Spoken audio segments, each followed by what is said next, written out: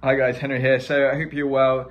Today I just want to cover a bit about for expats, US expats living overseas. As I'm sure a lot of you have found out, it is quite problematic in the world of investing and saving. So just want to go over a few of your options in regards to the tax liability or how to reduce it through investment. Again, this is not specific advice. But some of the options you do have is contribute to a Roth IRA. It'll allow you for the tax-free growth. You've got no RMD, and also you can withdraw the tax-free. Some of the problems that come with it is that you don't have a lot of accounts that will accept you if you've got a non-US address, so keep that in mind.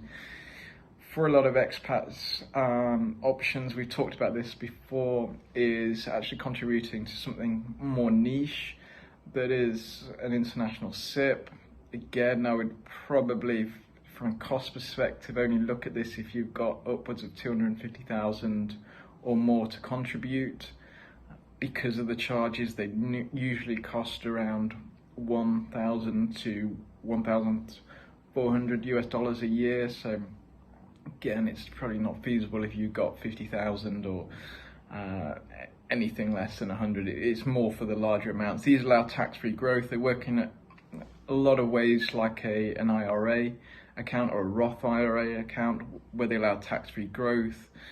You don't get subject to the PFIX taxation, and the tax filing is pretty simple. So if you've got a large amount of money, you are an expat, you're a bit stagnant into whatever your options are, you can't go into the banking where you're residing because of FATCA, they just won't accept you. Investing in the US is problematic, and a lot of the tax sheltered options aren't there for you.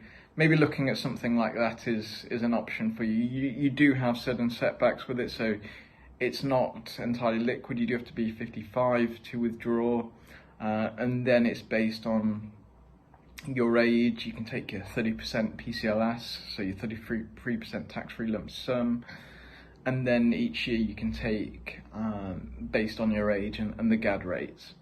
So it's not a fully flexible option, but it is an option to consider if you've got large amounts and you want the kind of tax-free or tax gross roll-up that it allows, and you may potentially be having earnings in euros or Swiss franc or GBP if you're in the UK, and you want to contribute in different currency options or don't want to be subject to the currency exchange. Other options are annuities, fixed annuities. Not to give too much in the way of equity advice, but potentially it may be an option with the Fed looking to raise interest rates.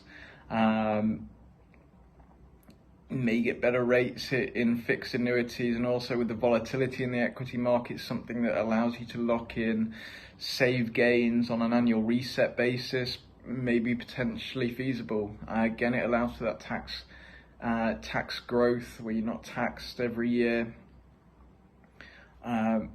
Disadvantages are that it's not for everyone. Long lock-in gains, it is a commitment, so make sure you are fully aware of the pros and cons before you get into any contract like that. So see another insurance advisor if it's a fixed, or a securities advisor if it's a variable annuity. But some of the options that can be considered. So there you go, guys. There's just a very few of the options that you do have as a US expat. Like I say, it is quite short, but you do have options open to you. Feel free to get in touch at info@investmentforexpats.com if you have any more questions.